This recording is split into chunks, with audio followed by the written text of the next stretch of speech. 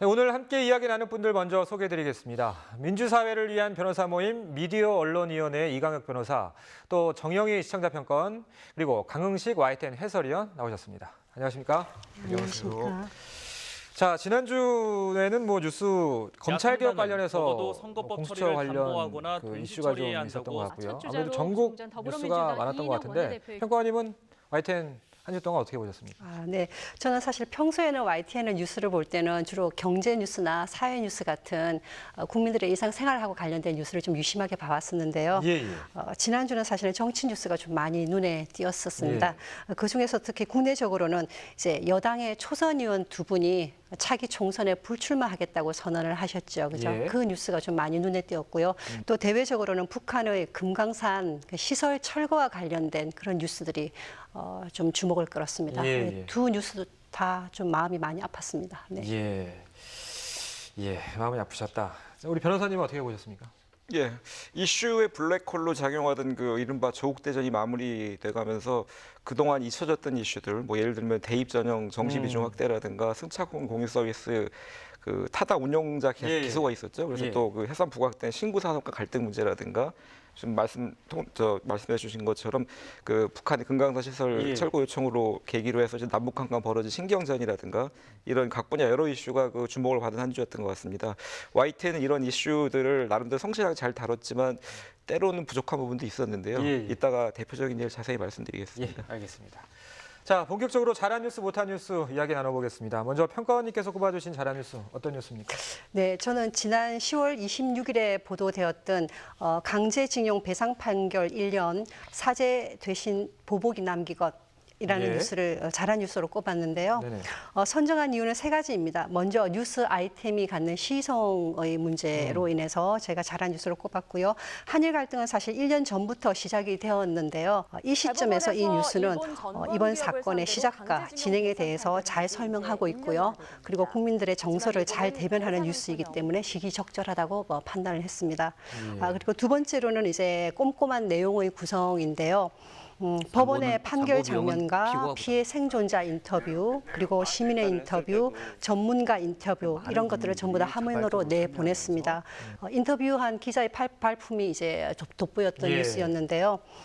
그뿐만 아니라 일본에 대한 수출의 감소율, 그리고 우리의 불매 운동 참여율, 그리고 우리의 대응에 대한 여론조사의 결과 이런 것까지 전부 다 표나 그래프로 다 제시를 해서 3분이란 짧은 시간임에도 불구하고 굉장히 많은 정보를 아주 명료하게 잘 전달을 했습니다.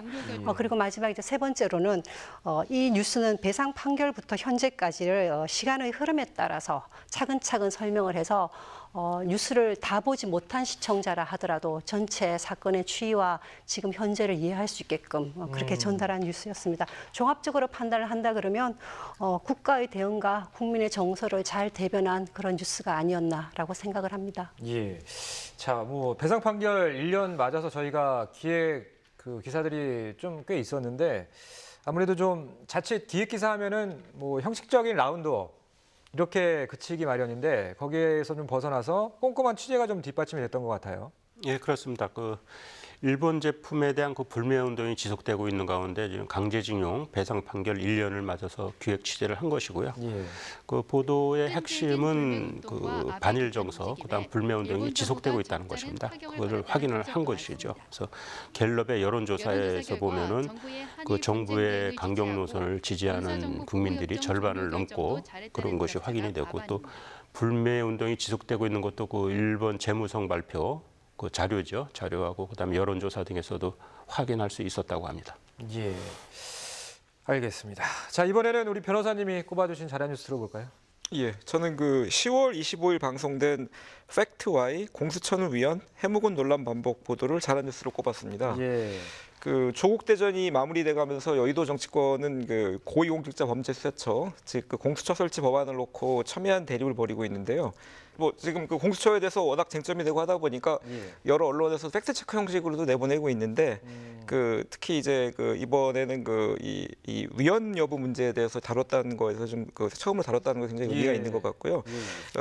이번에 팩트와이는 입법, 사법, 행정 어디에도 속하지 않는 공수처를 설치하는 것은 상권 분리 원칙에 반해 위헌이다라는 주장에 대해서 독립기관의 설립으로 이미 국가인권위원회가 존재한다는 사실, 그리고 유사성을 지닌 특별검사제도 문제에 대해 제도에 대해서 합헌이라는 헌법재판소 판례 결정례가 이미 있었습니다. 그래서 그런 것들을 들어가지고 반박을 했고요.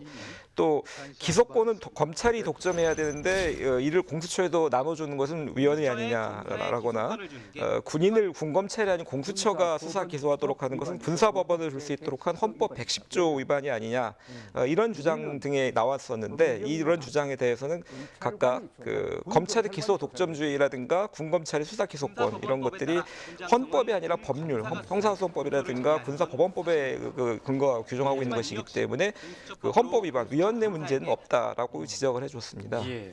다른 언론에서는 이런 위헌성에 대한 팩트 체크는 없었나 보죠? 그렇죠. 예, 공수처 위헌론 그 자체에 대해서 명확히 점검을 해준 것은 팩트화이가 처음이었는데요. 이게 법률 문제고 그러다 보니까 사실 법률 전문 지식이 없는 일반 시민들로서는 좀 멀고 어렵게 느껴질 수 있는 문제지 않습니까? 그런데 이거를 법리적 문제를 비교적 쉽고 막힘없이 정리를 해줬고요. 또 특히 높은 점수를 주고 싶은 대목은 사실 그런 부분이 좀 있습니다. YTN의 보도 태도라든지 논조에 대해서 어떤 집단 간 입장 대립이 뚜렷하고 민감한 논쟁적 이슈를 다룰 때는 좀 속되게 말해서 몸을 사리는 것 아니냐. 그러니까 각 입장 그대로 소개하는데 머무르고 중립을 지키는. 예, 그렇죠. YTN 스스로의 관점과 시시비를 명확히 밝히는 데는 좀 소극적인 것 아니냐. 물론 그런 것 자체가 YTN의 강점이다라고 좋아하시는 분들도 계시긴 합니다만, 보다 많은 시민 시청자들은 약간 아쉬움을 느끼고 있다고 생각이 드는데요. 그런 기존의 어떤 태도와 비교했을 때 어떤 치열한 여야 정정 이슈를 정면으로 한가운데 뛰어들어가지고 적극적으로 과감하게 다루는 시도였다는 점에서 굉장히 전 좋게 평가를 했습니다. 이번에 짧은 시간에 다 다루지 못한 세부적인 쟁점이라든가 근거 내용 등에 대해서는 향후 지속적으로 보완 취재를 해주셨으면 취재 보도 해주셨으면 좋겠다는 요청을 드립니다. 예. 자, 이정미 한동호 기자 보도였는데 어떻게 후속 취재도 기대해봐도 되겠죠? 그렇습니다. 후속 취재는 계속 되는 걸 거고요. 이번 보도는 조국 장관 사태 이후에도 고위공직자 비리 수사처 설치를 둘러싸고 지금 논란이 계속되고 있지 않습니까? 그래서 사실 이 공수처는 지난 1996년 참여연대의 입법 청원으로 논의가 시작이 된 겁니다. 근데 그동안의 과정을 보면 이제 정략적으로 무산되거나 또는 위헌 논란에 휩싸이다가 이제 흐지부지 없어지고 이제 이렇게 됐었거든요. 그래서 이번에 이제 위헌 논란에 대해서 취재를 한 것이죠. 그래서 취재 결과 앞에 말씀하신 그러한 이유로 해서 위헌이 아니다, 이렇게 취재 결과가 나온 거고요. 그래서 이제는 이런 위헌 논란보다는 국회가 이제 당리당략을 떠나서 국민을 위한 결단을 좀 내려야 되지 않나, 그런 생각이 듭니다. 예, 알겠습니다. 자, 이번에는 아쉬운 뉴스에 대해서 이야기 나눠보도록 하겠습니다. 평가원님, 어떤 뉴스 꼽아주셨습니까? 네, 저는 이번 주 아쉬운 뉴스로는요, 지난 10월 23일 방송된 뉴스였습니다. 빗물 줄줄 곰팡이까지 황당한 새 아파트라는 뉴스인데요. 사실 뉴스 아이템은 아주 좋았습니다. 우리 주변에서 벌어지는 일에 대해서 정보를 전달하고, 그리고 불편하거나 부당한 일에 대해서 개선을 요구하는 그런 언론의 환경 감시 기능을 잘 수행한 뉴스 아이템이었다고 생각을 합니다. 먼저 잘한 점을 몇 가지만 말씀을 드린다 그러면, 빗물이 새는 장면이나 곰팡이 낀 실내나 여기저기 금이 그어진 옥상의 바닥들, 이런 것들을 굉장히 사실적으로 화면으로 잘 구성해 내었습니다. 그럼에도 불구하고 아쉬웠던 건 뭐냐면, 인터뷰 장면에서 피해자, 아파트 입주민 피해자와 그리고 입주자 대표와 이분들의 인터뷰 내용만 보냈던 점이 좀 아쉬웠습니다.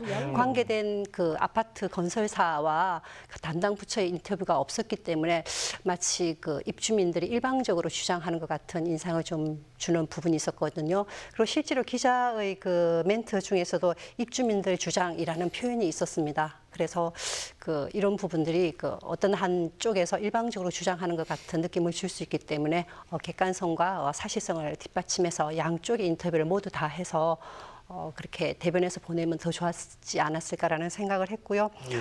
그리고 또 하나는 그 해당 건설사의 그 책임 있는 대응과 그리고 사후 처리를 위해서 건설사의 그 이니셜 정도는 공개를 해도 되지 않았을까 하는 것이 개인적인 생각이기도 합니다. 예, 두 가지 정도 지적을 해주셨는데 먼저 시공사 인터뷰가 반영이 되지 않았고 또 어떤 건설사인지 이니셜 정도는 노출할 수 있는 거 아니냐. 그런데 대형 건설사 같은 경우에는 이니셜이 노출이 되면 뭐 거의 특정이 되기 때문에 뭐 그런 어려움이 있을 것 같긴 한데 취재 기자는 뭐 어떻게 답변했습니까? 예, 그 건설사 인터뷰를 안 한 것은 이제 건설사가 그 하자인 것을 인정을 한 겁니다. 인정을 하고 이제 보수 공사를 하는데 그 동안에 뭐 태풍이 이어지다 보니까는 보수 공사가 늦어졌다 이렇게 얘기를 하니까는 뭐 굳이 이제 인터뷰를 따지 않은 건데요. 그래도 땄으면 하는 그 아쉬움은 있습니다. 그리고 건설사 이름을 밝히는 문제는 그거는 뭐 좀 더 생각해봐야 될 문제가 좀 있습니다. 예, 왜냐하면 이것이 지속적인 어떤 하자 공사를 하는 회사인지 아니면 이번에 단순 어떤 실수로 했는지 그런 것도 좀 들여다봐야 되는 거거든요. 또 이름이 밝혀짐으로써 그 회사에 또 사활이 또 걸릴 수도 있기 때문에 그런 것은 좀 아마 신중하게 접근하지 않았나 이렇게 생각이 됩니다. 그 이제 아파트도 이제 특정이 되면 거기에 살고 계신 입주민들한테도 또 간접적인 피해가 갈 수도 있는 부분이니까 아마 여러 가지 좀 고려해서 결정을 해야 될 것 같습니다. 자, 변호사님께서 꼽아주신 아쉬운 뉴스는 어떤 뉴스인가요? 예, 저는 그 10월 25일 보도된 그 방글라데시 10대 여학생 살해범들 집단 사형 선고 단신 보도를 아쉬운 뉴스로 꼽아봤습니다. 예. 그 이날 아침 그 굿모닝 YTN 일부에서 방송이 됐는데요. 예. 그 방글라데시 남성 16명이 10대 여학생 몸에 불을 질러 살해한 혐의로 사형을 선고받았다. 사형 선고를 받은 남성 가운데는 살해 지시를 내는 이슬람 학교 교장이 포함되어 있었다. 살해범들은 지난 4월 18살의 한 여학생을 살해한 혐의를 받고 있다. 뭐 기본적으로 이런 내용을 이런 내용인데 이걸 전달을 했거든요. 뭐 며칠 전에 제가 직접 읽었던 단신이었는데 저도 이제 예독을 하면서 이렇게 끔찍한 내용을 직접 뉴스로 나가도 되나 좀 약간 망설였던 부분이 좀 있긴 있었거든요. 사실 직접 육성을 전달해 주신 그 예. 이 앵커 예. 앞에서 이렇게 또 지적을 대면하시려고 되니까 부담스럽기도 한데요. 예. 상대적으로 중요성이 떨어진다고 판단해서 단신으로 보도하는 경우라도 필수적인 정보 부분이 빠지거나 논리 전개가 미흡해가지고 시청자들을 의아함 속에 빠뜨리게 돼서는 좀 곤란할 텐데요. 그 전체 뉴스 편성 시간 등에 따라서 이제 그 단신은 때로는 뒷부분이 잘려나가게 되는 일도 생기지 않습니까? 이제 그렇겠지만 이제 일단 뉴스가 나가는 이상에는 그 어떤 핵심적인 부분 어떻게든 시청자들이 전달해줘야 되니까 뭐 예를 들자면은 중간에 뉴스 전달이 끊기는 걸 미리 대비해가지고 그 핵심 내용을 다소 문장이 매끄럽지 못하더라도 그 어떤 앞에 한두 문장 첫 번째, 두 번째 문장도에 무례사로 집어넣는다든가 뭐 그런 등의 미리 좀 대책을 마련해 주시면 어떨까 그런 생각을 해봤습니다. 예, 제가 이제 명확히 기억이 나는데 원래 4줄짜리 기사였는데 그 과정과 범행에 대한 과정과 동기가 4번째 줄에 나왔었는데 제가 3번째 줄을 읽고 있는데 PD가 거기까지만 읽으라고 하더라고요. 그래서 이제 그 다음 문장이 안 나갔던 건데 아마 그 이후에 방송된 뉴스에서는 아마 뭐 좀 반영이 돼서 바뀐 걸로 알고 있는데 말씀하신 대로 좀 단신이 넉 줄 이상 나가는 경우는 없거든요. 그래서 핵심적인 내용은 좀 이렇게 서두에 기사를 다시 쓰더라도 그렇게 좀 대비를 해야 될 것 같습니다. 관련해서 또 질문이 또 있으시다고요? 그 외에 또 추가적으로 그러니까 좀 요건 이번만이 아니라 일반적으로 그 이 단신 소식을 전달할 때 그 이런 류의 어떤 상황 발생을 막기 위해서 어떤 노력들이 기울여지고 있는지 좀 여쭤보고 싶습니다. 예, 요 답변은 뭐 위원님께서 해주시죠. 네. 뭐 답변은 앵커가 다 한 것 같은데요. 지적하신 대로 말씀하신 대로 핵심 내용은 앞에 나와야 되는 게 맞습니다. 그래서 그러한 부분에서는 좀 아쉬움이 있습니다. 그리고 예. 뭐 앵커 멘트에서는 리포트도 했거든요. 앵커 멘트에서는 또 제대로 살해 동기가 앞에 나왔어요. 근데 단신 부분은 좀 아쉬움이 있습니다. 예, 저도 뭐 뉴스 진행하면서 조금 더 참고하도록 하겠습니다. 지금까지 잘한 뉴스 못한 뉴스 세 분과 함께 이야기 나눠봤습니다. 고맙습니다.